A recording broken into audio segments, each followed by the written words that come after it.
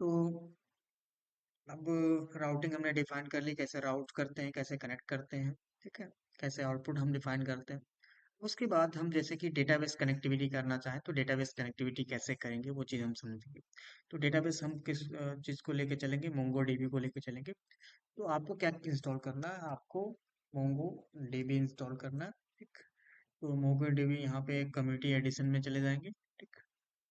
यहाँ से आपको ऑप्शन मिल जाएगा डाउनलोड,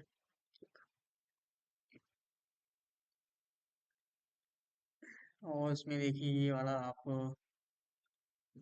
कौन सा वर्जन इंस्टॉल करना है। करेंट वर्जन ये है 8.0.4। एंड देन विंडोज, अगर विंडोज पे चला रहे हो तो यहाँ पे, अगर मैक ओएस अलग अलग यहाँ पे ऑपरेटिंग सिस्टम के लिए, तो ये लिंक मैं आप लोगों को यहाँ पे शेयर कर देता हूँ, ठीक। यहाँ से आप ओपन करके डायरेक्टली डाउनलोड कर लेंगे, ठीक है। ओके, ये लिंक कॉपी कर लीजिएगा। देन डायरेक्टली किस पे जा सकते हैं, यहाँ पे mongodb.com/try and then /download and then /community पे चले जाओगे। तो ये भी लिंक जाओगे, ओपन करोगे तो यहाँ पे आपका ओपन होने के बाद यहाँ पे आप जो भी प्लेटफॉर्म है, आपका प्लेटफॉर्म चूज करो, ठीक है। अगर अमेजन लिनक्स है, अमेजन लिनक्स 2364 है, डेबियन है, मैकओएस है, ठीक। रेड हैट सेंटोस है, या आपका सिस या बंटू है, ठीक है। तो जो भी ऑपरेटिंग सिस्टम होगा उसके अकॉर्डिंग आप सेलेक्ट करके यहाँ पे डाउनलोड कर लीजिएगा। देन अब डाउनलोड करने के बाद यहाँ पे आप इसलिए, जैसे कि मैंने यहाँ पे इसको डाउनलोड कर लिया, डाउनलोड करने के बाद इसको इंस्टॉल कर लीजिएगा।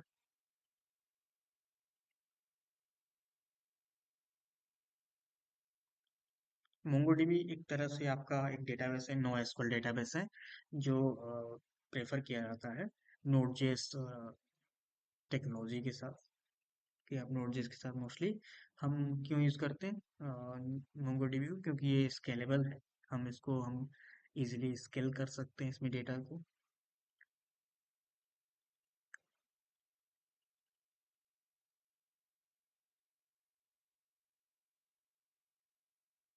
देन अब देखिए यहाँ पे जब ये डाउनलोड हो गया तो ये इंस्टॉल ओपन कर लेंगे, इंस्टॉल करेंगे इसको, preparing for installation. Then next, accept, next, complete install करना तो कंप्लीट इंस्टॉल कर लो, तो मैंने कंप्लीट इंस्टॉल किया। देन ये account domain name run as network server user. Then next, install MongoDB compass, कि उसके साथ मोंगोडीबी कैंपस भी इंस्टॉल करना है। तो कैंपस होता क्या है, तो जैसे कि मोंगोडीबी एक सर्वर होता है, and then Compass, Compass is a GUI platform for the managing database. तो close application attempt and restart them, to not. अब यहाँ पे जो मोंगोडीबी सर्वर चल रहा है तो उस सर्वर को हम बंद कर देते हैं। तो यहाँ पे हम जाएंगे सर्विसेज में, कि ऑलरेडी इंस्टॉल है तो सर्वर चल रहा है, तो उसको बंद कर देंगे। तो यहाँ पे मैं लिखूंगा मोंगोडीबी। तो मोंगोडीबी ये चल रहा है, रनिंग चल रहा है, तो यहाँ पे इसको स्टॉप कर देना है फिलहाल के लिए, सर्विसेज को। एंड देन यहाँ पे ओके, ये इंस्टॉल हो रहा है। तो ऑलरेडी मेरे में इंस्टॉल है, फिर भी मैं आपको कैसे इंस्टॉल करना है वो बता रहा हूँ। तो ये इंस्टॉल होगा आपका, डाउनलोड करने के बाद इंस्टॉल कर लेंगे।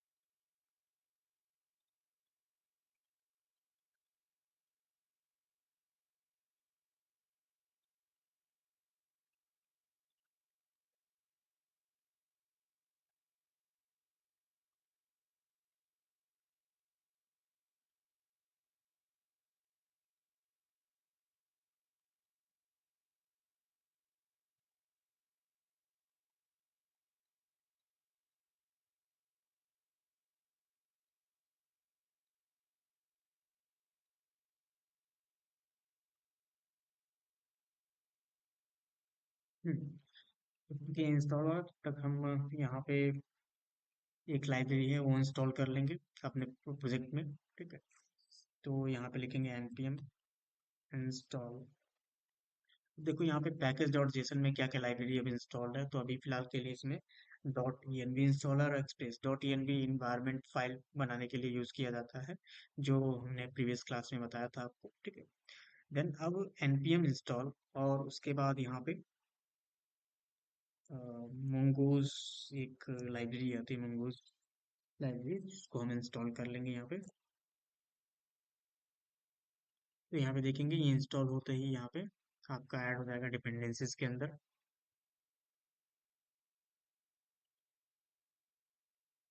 ऐड हो गया 8.9.3। देन इंस्टॉल होने के बाद यहाँ पे हम एक अलग से फाइल बना सकते हैं, और database dot GS, database dot GS name से एक फाइल बना ली मैंने। अब इसके अंदर मुझे इंपोर्ट करना होता है const mongoose and than equal require. ठीक है, ये इंपोर्ट हो गया। इंपोर्ट होने के बाद यहाँ पे आप लिखोगे कनेक्ट टू डेटाबेस। अब डेटाबेस से कनेक्ट करने के लिए आपको लिखना होता है, जैसे देखो यहाँ पे मैंने लिख दिया मंगूज डॉट कनेक्ट, फिर कनेक्ट, फिर ब्रैकेट में आप यहाँ लिखोगे सिंगल कोट के अंदर मोंगोडीबी, ये यूआरएल होता है सब में। ठीक, मोंगोडीबी कॉलन। अगर आपने लोकल होस्ट इंस्टॉल कर रखा है तो यहाँ पे ऐसे लिखोगे लोकल होस्ट मोंगोडीबी, एंड इसका पोर्ट नंबर होता है 27017। एंड देन उसके बाद डेटाबेस का नाम, तो डेटाबेस मैंने दे दिया यहाँ पे डेटाबेस नेम।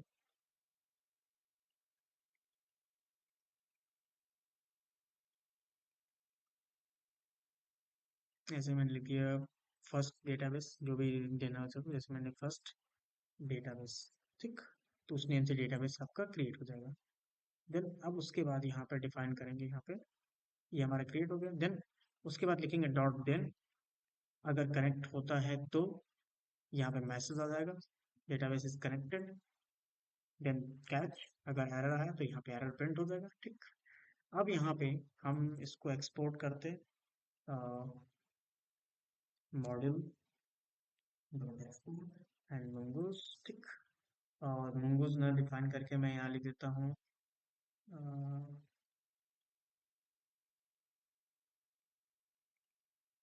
ऐसे एक्सपोर्ट नहीं करना, कोई दिक्कत नहीं।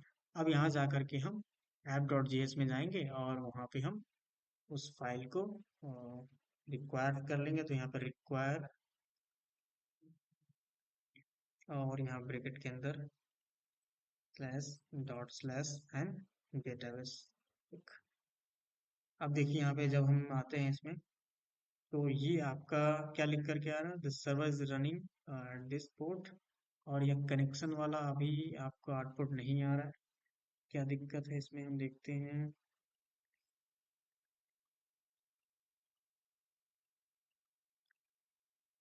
ये कोड हम यहीं पे करके चेक कर लें ऐप के अंदर अभी फिलहाल के लिए, के अंदर।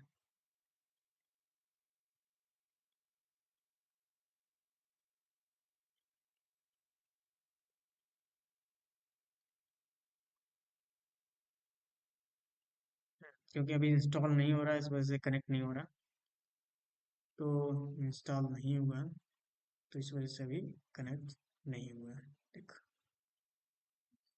तो इंस्टॉल होने दो, इसलिए कनेक्ट नहीं हो रहा है, अभी ये थ्रो करेगा वो।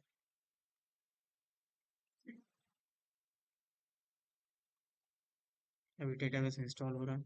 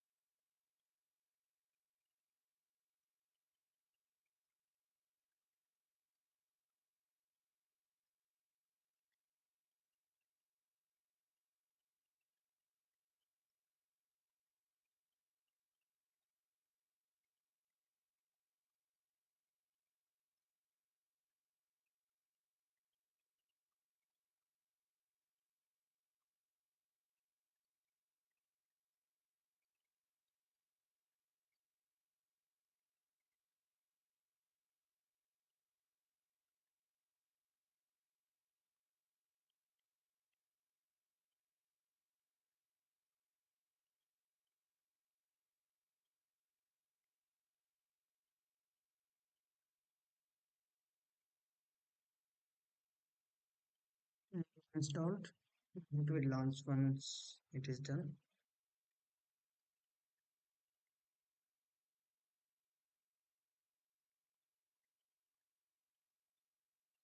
स्टार्टिंग सर्विसेज स्टार्ट हो गए यहाँ पे।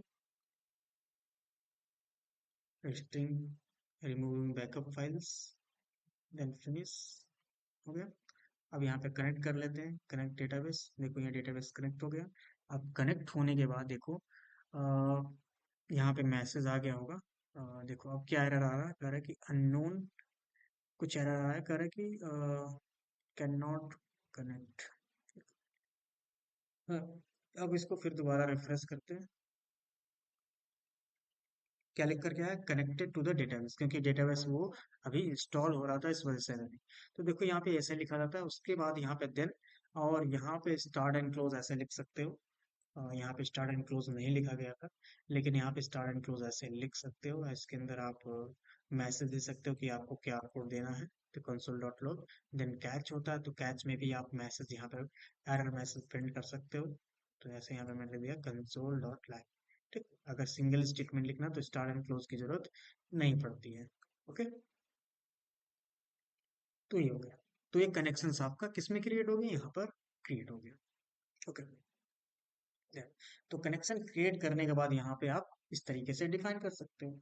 अब कनेक्शन डिफाइन, देखो कनेक्शन में क्या होता है कि हम यहाँ पे पहले मंगोज को इंपोर्ट करते हैं, उसके बाद मंगोज डॉट कनेक्ट के अंदर ये लिखते हैं। अब ये चीज कहाँ से मिलेगी आपको? ठीक, अगर मान लो यहाँ पे आपका मैंने मैन्युअली डाल दिया, तो यहाँ पे मैं आता हूँ, कनेक्शन कैसे क्रिएट करेंगे। तो यहाँ पे कनेक्शन, जैसे मैंने यहाँ पे क्लोज कर दिया, यहाँ पे कनेक्शन, यहाँ पे हम डिस्कनेक्ट करते हैं, डिस्कनेक्ट पे जाते हैं। और जैसे डिस्कनेक्ट करते हैं तो यहाँ पे आप कनेक्शन में जाओगे और सेव कनेक्शन, तो सेव कनेक्शन यहाँ पे देखेंगे कोई कनेक्शन अगर पहले से सेव है, सिलेक्ट फाइल, कोई कनेक्शन सेव नहीं है यहाँ पे। तो हम यहाँ से न्यू कनेक्शन क्रिएट कर लेते, तो यहाँ पे कनेक्शन पे जाएंगे, देखो। और इसमें ये बाय डिफॉल्ट होता है, दिस इज यूआरएल आफ्टर। ठीक, तो Mongo dB colon double slash, तो यही चीज यहाँ पे लिखी गई है, ये कॉपी कर सकते हो।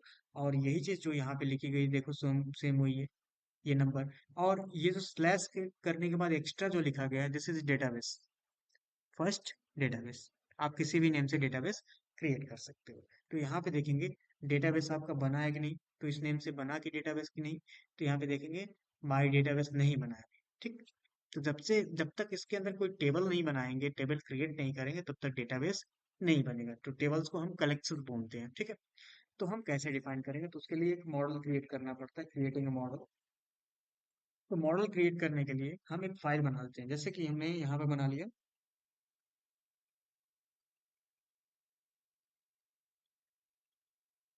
हम्म, यहाँ पे मैंने लिख दिया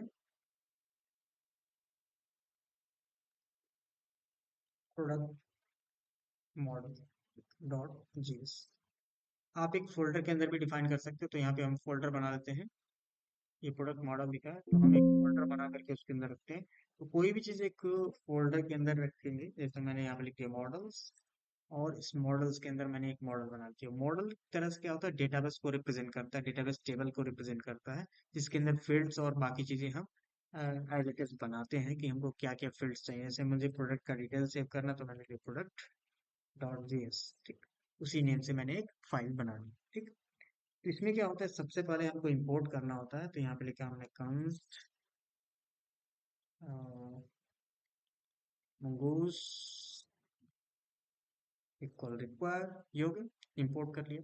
अब इंपोर्ट करने के बाद यहाँ पे लिखेंगे डिफाइन स्कीमा। तो स्कीमा क्रिएट कर सकते हो, तो मैंने यहाँ पे लिखा कॉन्स्ट क्रिएट स्कीमा। और उसके बाद मैंने लिख दिया यहाँ पे देखो स्कीमा क्रिएट करने का तरीका ये होता है कि जैसे मैंने यहाँ लिख दिया कॉन्स्ट, और यहाँ पे लिख दिया मैंने प्रोडक्ट स्कीमा। अब देखो दिस इज फील्ड, जैसे कि ये जो न्यू स्कीमा है, तो न्यू मोंगोज डॉट स्कीमा मैंने लिख दिया। ठीक, और यहाँ पे जब हम डिफाइन कर रहे हैं, तो यहाँ पे नेम आपका क्या है, एक फील्ड है, प्राइस आपका फील्ड है, कैटेगरी आपका फील्ड है एक। ठीक, ये फील्ड की तरह से काम करता है। अगर मुझे यहाँ डेट भी चाहिए तो डेट भी इंसर्ट कर सकते हैं। ठीक है, तो ये एक तरह से हमारा बन गया स्कीमा। अब इसको एक्सपोर्ट करना है, तो यहाँ पे हम इस तरीके से लास्ट में लिखेंगे एक्सपोर्टिंग। तो यहाँ पे लिखेंगे लास्ट में क्रिएट अ मॉडल। अब इसको एक मॉडल क्रिएट करते हैं तो उसके लिए एक फंक्शन होता है मॉडल। तो प्रोडक्ट और फिर लिखेंगे मोंगोस डॉट मॉडल इन प्रोडक्ट, ये मॉडल बन गया। अब इसी नेम से आपका क्या होगा, स्कीमा क्रिएट हो जाएगा। देन अब यहाँ पे लिखेंगे, इसको एक्सपोर्ट कर लेते हैं। ठीक, क्लियर। इस मॉडल, इस प्रोडक्ट मॉडल को जो हमने बनाया वो, तो ये स्कीमा है। तो स्कीमा क्या होता है, एक सेट ऑफ रूल होता है कि इसका डेटा टाइप क्या होना चाहिए, इसका नंबर क्या होना चाहिए, क्योंकि जो मोंगोडीबी है वो फ्लेक्सिबल होता है और वो स्केलेबल होता है, फ्लेक्सिबल एंड स्केलेबल होता है। जो डेटा टाइप नहीं डिफाइन करता आपकी उस कॉलम में, क्योंकि स्ट्रक्चर ही नहीं डिफाइन होता उस टेबल का कलेक्शंस के, इसमें आप डेटा टाइप फिक्स हो या कुछ भी फिक्स हो, तो हम यहाँ पे कुछ सेट ऑफ रूल्स बनाते हैं मंगोस के थ्रू, स्कीमा क्रिएट करते हैं और उस स्कीमा को अप्लाई करते हैं उस मॉडल पे। ठीक है। अब जब इंसर्ट करेंगे रिकॉर्ड्स को तो वो क्या करेगा, इधर से जब इंसर्ट करेंगे रिकॉर्ड्स को तो वो चेक करेगा। तो अब देखो ये हमारा इंसर्ट हो गया। अब इंसर्ट होने के बाद, सॉरी, मॉडल बनने के बाद हम इसको किसके अंदर इंपोर्ट करेंगे, यहाँ पर इंपोर्ट कर लेंगे। तो जैसे ही मैंने यहाँ पे इंपोर्ट किया, लिखा यहाँ पे कॉन्स्ट,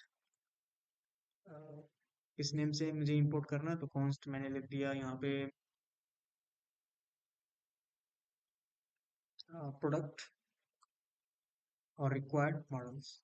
ठीक, तो यहाँ पे मैंने उसको इंपोर्ट कर लिया। ठीक, अब देखो यहाँ पे जैसे मैंने इंपोर्ट किया, अब मैं यहाँ पर रिफ्रेश करता हूँ, और किस नेम से बनाया था, माई न्यू डेटाबेस से, माई डेटाबेस है, और हमने डेटाबेस बनाया था। अब यहाँ रिफ्रेश कर लेते हैं,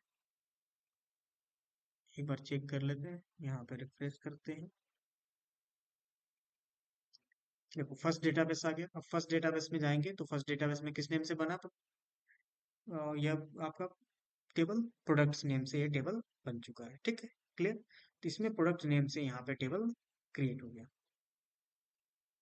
ओके, इस तरीके से इसमें रिगार्ड्स यहाँ पे आप इंसर्ट होंगे तो इसमें देखो, जो डेटा होता है वो कॉलम फॉर्मेट में नहीं होता, ना ही इसमें कोई भी कॉलम आपको दिखेगा, कुछ नहीं दिखेगा आपको। ठीक है, क्योंकि ये रो कॉलम में नहीं होता, ये जेसन फॉर्मेट में होता है डेटा, की एंड वैल्यू पेयर में होता है।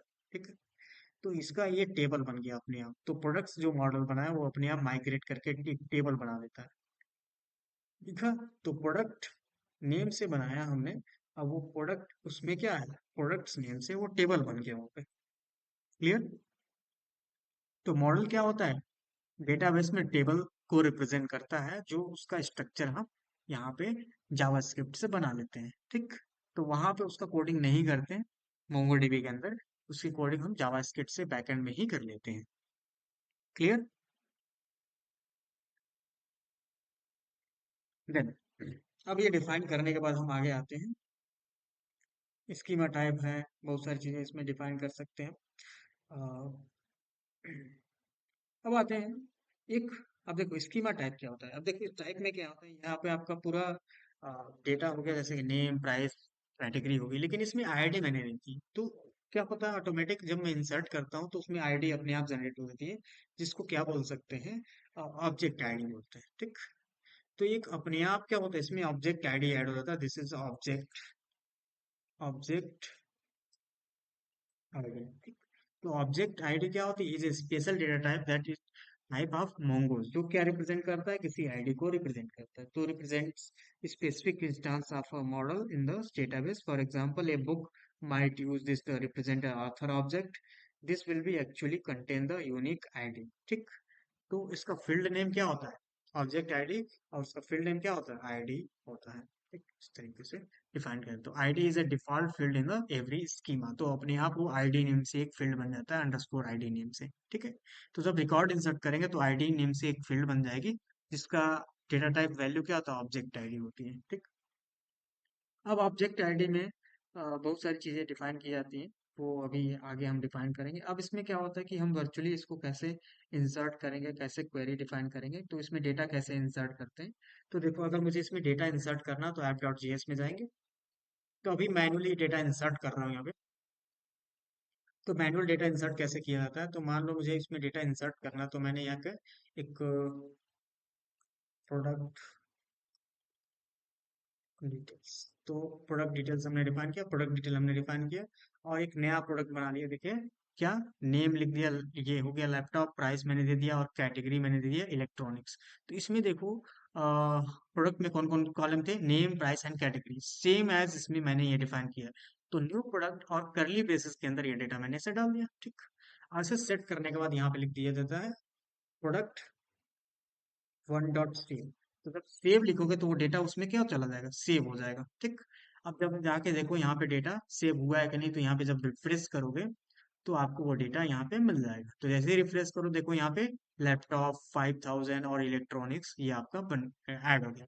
अब जब ऐड हो गया तो यहाँ पे देखो, यहाँ पे ऑब्जेक्ट आईडी भी अपने आप बन गई। तो ये आईडी ऑटो जनरेटेड होती है, जो ऑब्जेक्ट आईडी इसका टाइप होता है, जिसमें ये आपका पूरा आईडी होता है, ठीक, यूनिक आईडी। क्लियर। तो ये रिकॉर्ड इस तरीके से इंसर्ट हो जाएगा। अब जितनी बार हम उसको रिफ्रेश करेंगे या मतलब रीस्टार्ट करेंगे तो उतनी बार वो उतने रिकॉर्ड्स इंसर्ट कर रहा है, ठीक। क्लियर। तो इस तरीके से हम रिकॉर्ड इंसर्ट कर सकते हैं। अभी मैंने मैन्युअली लिखा है, इस चीज को हम क्या करते हैं, एपीआई के थ्रू डिफाइन करते हैं, एपीआई के थ्रू डेटा पास करते हैं, तो मैन्युअली हमने रिकॉर्ड को इंसर्ट कर लिया, ठीक है। क्लियर। और अगर मुझे क्या करना है, उसको प्रोडक्ट एज अ एपीआई के थ्रू ऐड करना हो, तो एपीआई के थ्रू ऐड करने के लिए हमको क्या डिफाइन करना है। अभी इसको मैं कमेंट कर देता हूँ फिलहाल के लिए, इसको कोड को हटा देता हूँ, ठीक। और इसको मैंने कमेंट कर दिया, ठीक, यहाँ पे रख दिया। अब आते हैं इसको अप्लाई करने के लिए। जैसे कि मुझे ऐड करना हो रिकॉर्ड को, तो यहाँ पे देखो मैंने प्रोडक्ट डिटेल्स डिफाइन किया और यहाँ पे ऐप डॉट पोस्ट, तो कोई भी रिकॉर्ड अगर ऐड करना हो तो यहाँ पे post add and then start and close, और सेम डिटेल यहाँ पे डिफाइन कर लिया। देखो, तो यहाँ पे कहा कि मैंने जैसे ही पोस्ट करेंगे तो नेम इसमें आ जाएगा, तो request dot body dot name, request dot body dot price और रिक्वेस्ट डॉट बॉडी। बॉडी का मतलब वो डेटा रिक्वेस्ट किस में लेकर जा रहा है, यहाँ पे बॉडी के अंदर लेके जाता है, तो उसमें नेम प्राइस और कैटेगरी डिटेल्स को यहाँ से फेच कर सकते हैं, ठीक। अब यहाँ पे जब रिफ्रेश करके चेक करें तो देखो यहाँ पे अभी कोई रिकॉर्ड नहीं है, दो रिकॉर्ड्स हैं। अब इस रिकॉर्ड को मुझे इंसर्ट करना है, तो कैसे इंसर्ट करेंगे, तो उसके लिए हम देखो यहाँ पे एच टी टी पाई का यूज करेंगे। और अब देखो इसका एपीआई क्या है, तो एपीआई हम देख लेते हैं, एपीआई एक्चुअली क्या है। तो हमारा जो एपीआई है किससे 4000 पे चल रहा है, तो ये 4000 ये कॉपी कर लेंगे, और कॉपी करने के बाद हमारा उसके आगे स्लैश प्रोडक्ट डाल देंगे, ठीक है। तो ये हमारा एपीआई है, तो 4000 और यहाँ पे लिख दिया प्रोडक्ट, ठीक। क्या है, प्रोडक्ट है, ठीक। और कौन सा रिक्वेस्ट है, पोस्ट रिक्वेस्ट हमने सेंड किया, तो यहाँ पे पोस्ट सेलेक्ट कर लेंगे और बॉडी के अंदर जाएंगे, तो हम यहाँ पे वो डेटा यहाँ पे कर्ली ब्रेसेस के अंदर डालेंगे, और सेम फील्ड होगा नेम। तो नेम मैंने लिखा, तो नेम मैंने लिख दिया आकाश, सॉरी, प्रोडक्ट नेम डालना है ना, तो यहाँ पे प्रोडक्ट नेम मैंने डाल दिया जैसे कि आईफोन, ठीक। एंड देन उसके बाद मैंने यहाँ डाला कॉमा, उसके बाद मैंने लिख दिया यहाँ पे प्राइस, तो प्राइस मैंने लिख दिया 2.5, यहाँ पे मैंने लिख दिया 950,000, ठीक। एंड देन यहाँ पे कैटेगरी मैंने दे दी, तो कैटेगरी किस टाइप का है, तो यहाँ पे हम चेक कर लेते हैं, प्रोडक्ट में जाते हैं, तो कैटेगरी देखो क्या है, स्ट्रिंग टाइप है, तो कैटेगरी मैंने लिख दी यहाँ पे इलेक्ट्रॉनिक्स,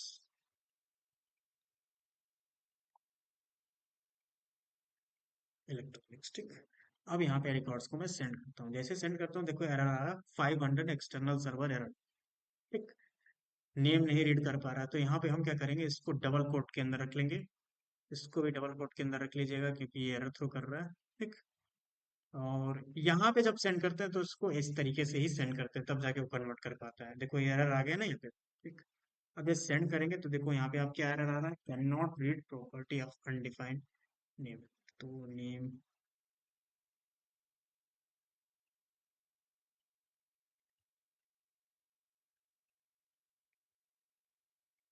ठीक है,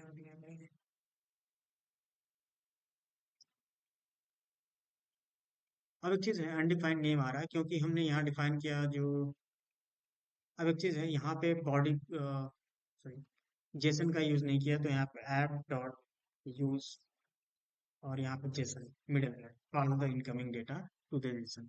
अब यहाँ पे हम वो जेसन लिखना पड़ेगा, क्या लिखना, एक्सप्रेस डॉट जेसन। अभी इनकमिंग डेटा को वो जेसन में पार्स करेगा। अब देखो क्या है, ऐड हो गया ना रिकॉर्ड्स। अब जब ऐड हो गया तो यहाँ पे जाके रिफ्रेश करके चेक करो, एक और प्रोडक्ट आपका ऐड हो गया।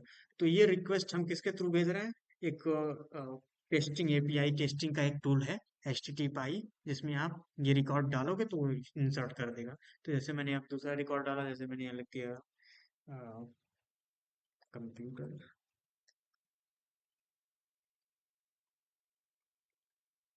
और मैंने इलेक्ट्रॉनिक, ठीक, ये दे दिया और सेंड किया। तो देखो ये आईडी जनरेट करके अपने आप आ रहा है, ये 92 94 हो गया देखो। तो अब यहाँ पे फिर रिफ्रेश करेंगे, देखो ये रिकॉर्ड इंसर्ट हो रहा है। ठीक, क्लियर। तो इस तरीके से हम रिकॉर्ड्स को इंसर्ट कर सकते हैं। तो हमने अभी भी क्या डिफाइन किया, इसमें क्या क्या चीजें प्रोसेस डिफाइन की। पहले हमने डेटाबेस कनेक्शन बनाया, डेटाबेस कनेक्शन के बाद मॉडल बनाया। ठीक, तो इस तरीके से जितने भी टेबल बनाने हैं उसके लिए एक अलग अलग मॉडल क्लास बनानी पड़ेंगी, आपकी फाइल बनानी पड़ेगी, स्पेसिफिक अलग अलग बनानी पड़ेगी। जैसे प्रोडक्ट है, कस्टमर है, सब मॉडल्स फोल्डर के अंदर इसको बनाना पड़ेगा। देन उसके बाद डेटा टाइप आप चूज कीजिए। अगर डेटा टाइप सही नहीं दिया तो भी एरर थ्रो करता है। जैसे कि अगर आपने स्ट्रिंग की जगह पे इंटीजर, इंटीजर की जगह स्ट्रिंग दिया हुआ है, तब भी वो गलत होता है। अगर यहाँ पे दिया हुआ है, इसमें मिनिमम और मैक्सिमम वैल्यू होती है, जैसे कि यहाँ पे दिया हुआ है नंबर दिया हुआ है, ठीक, और मैंने यहाँ पे लिख दिया टाइप, टाइप नंबर है, एंड देन या फिर मैंने लिख दिया कॉमा, रिक्वायर्ड टू मैंने लिख दिया है। ठीक, टाइप मैंने नंबर दिया, रिक्वायर्ड टू दिया यहाँ पे, यहाँ मैंने लिख दिया क्या, नंबर। ठीक, और रिक्वायर्ड टू दिया, और यहाँ पे मिनिमम, मिनिमम जीरो। ठीक, और फिर मैक्सिमम दे सकते हो, तो मैक्सिमम आप दे सकते हो कि 1 लाख दे सकते हो, उससे ज़्यादा नहीं दे सकते। अब जैसे यहाँ पे दे दिया मैंने 1 लाख से ज़्यादा, 150 मैंने डाल दिया प्रोडक्ट का डिटेल, 1,50,000। और मैंने प्रोडक्ट यहाँ पे चेंज कर दिया मैंने, जैसे ये दे दिया बाइक। ठीक, तो बाइक मैंने दिया यहाँ पे व्हीकल, एंड देन यहाँ पे मैंने बाइक। अब यहाँ पे जब सेंड करूंगा, देखो एरर थ्रो कर रहा है क्या, correct price is more than maximum allowed value. ठीक, तो मैक्सिमम वैल्यू क्या है, 1 लाख ही है। ठीक, देखो एरर आ गया ना यहाँ पे। यहाँ पे रिस्ट्रिक्शन भी हम लगा सकते हैं, किसके अंदर, स्कीमा के अंदर। तो स्कीमा के अंदर बहुत सारे रिस्ट्रिक्शन भी हम लगा सकते हैं कि मैक्सिमम मिनिमम कितना होना चाहिए, रिक्वायर्ड ट्रू। अगर हम उसमें वैल्यू नहीं पास करेंगे तो रिक्वायर्ड रहेगा डेटा पास करना। Okay, clear. तो इस तरीके से हम डेटाबेस कनेक्शंस बना करके उसमें डेटा इंसर्ट कर सकते हैं, और वहां से डेटा रिट्रीव भी कर सकते हैं। तो नेक्स्ट क्लास में हम डेटा रिट्रीव करेंगे, और डेटा कैसे डिलीट करते हैं, कैसे अपडेट करते हैं, इसके बारे में हम डिस्कस करेंगे। ओके, चलिए, अभी फिलहाल के लिए इतना रहने देते हैं।